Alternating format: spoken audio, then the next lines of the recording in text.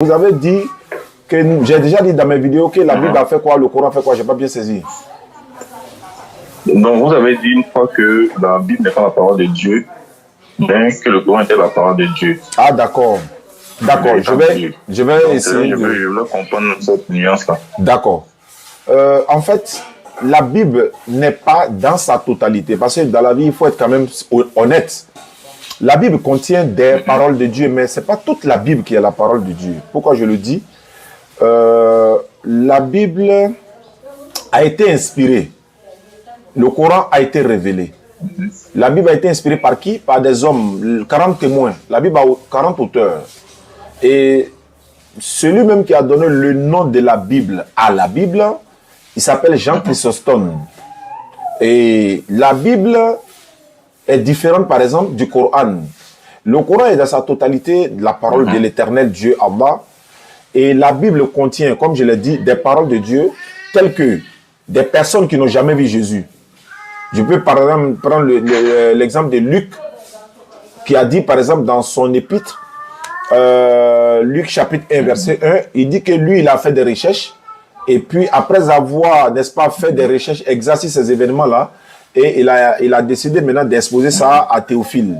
Parce que cette lettre de Luc était adressée à Théophile. Et Luc, c'est un médecin. On trouve cela, n'est-ce pas, dans, je crois, 2 Corinthiens là-bas. Maintenant, pourquoi nous disons que la Bible n'est pas dans sa totalité la parole de Dieu?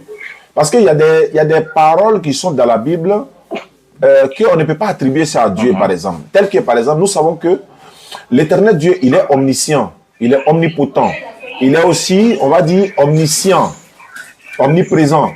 Mais quand Dieu dit, par exemple, dans la Genèse, Genèse chapitre 6, versets 6 à 7, il est écrit ceci: l'éternel Dieu s'est repenti d'avoir fait l'homme sur la terre. Il fut affligé à son cœur. Il dit, je me repens de les avoir fait. L'homme que j'ai créé, les bétails, etc., etc., car je me repens de les avoir fait. Moi, doué d'intelligence, avec le discernement, quand j'analyse, il dit, mais Dieu est l'éternel. Il est omniscient. Ce qui veut dire qu'il sait toutes choses à l'avance. Mais s'il regrette dans la Bible, c'est qu'il y a un problème. Ça, c'est un. Secondo, dans la Bible, il y a un passage, par exemple, dans 1 Samuel 13, verset 1er, il est écrit ceci: Saül, ou encore Saul, était âgé de ... ans lorsqu'il devient roi, et il régna 2 ans sur Israël. Je me pose la question. Comment se fait-il que la parole de Dieu, la Bible, on nous dit, Saül était âgé de ... ans. Je me demande, est-ce que Dieu peut-il oublier l'âge de sa propre créature? Pourquoi le ... ans? Ça signifie quoi? Et quand j'allais faire des recherches, j'ai vu dans la Bible de Jérusalem, la note explicative de la Bible de Jérusalem, on dit, l'âge de Saül n'étant pas mentionné, c'est une chose qui est absurde. C'est absurde. C'est absurde que l'âge ne soit pas mentionné. Mais ça est dans la même Bible. Je peux continuer pour dire, dans le livre des Proverbes, Proverbe 31, le verset 6 à 7, la Bible déclare, par exemple, dans ce contexte, quand il relate le contexte, il y a une mère qui donne des conseils à son fils qui est roi, qui s'appelle le miel. Elle lui dit de ne pas boire parce que lui, il est juge. Pour ne pas qu'il y ait un buvant, il va juger avec injustice, etc.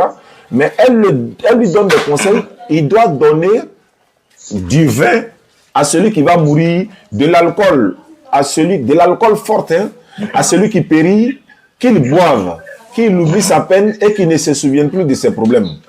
Bon, je me demande, c'est cette mère qui donne des conseils à son fils, je suis d'accord. Mais si toute la Bible est la parole de Dieu, c'est qu'elle a été inspirée par Dieu. Elle ne va pas se lever comme ça pour dire ça d'elle-même. C'est qu'elle a été inspirée par Dieu.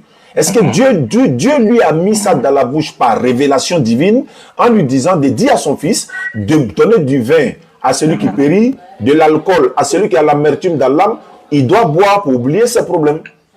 Je dis, mais attends, l'éternel Dieu que nous connaissons, il a la solution à nos problèmes.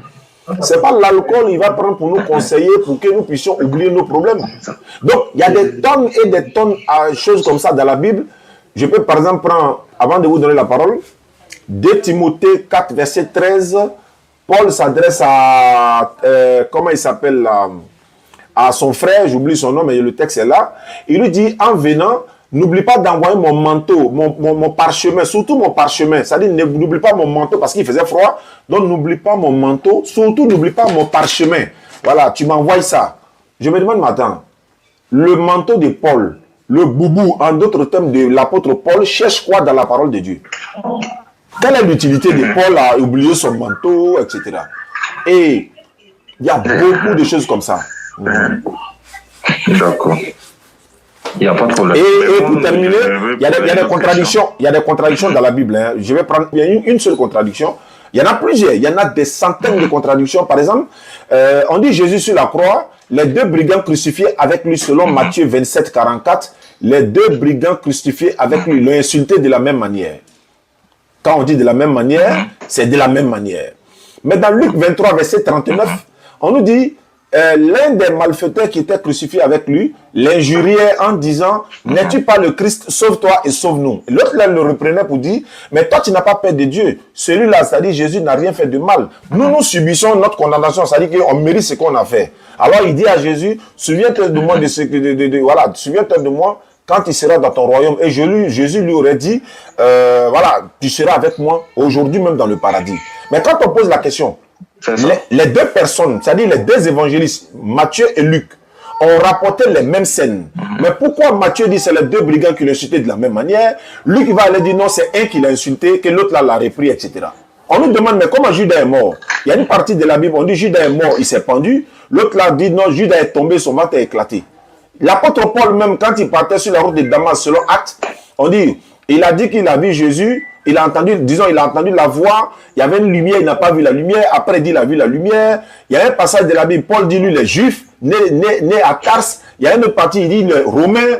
Bon, je ne vais pas aller trop loin. Paul même dit, si par mon mensonge, la vérité de Dieu éclate, pourquoi suis-je considéré moi-même comme un pécheur? Et regarde ce qu'il dit, si par mon mensonge, la vérité de Dieu éclate. Ça, c'est dans Romains. D'accord, il n'y a pas de problème.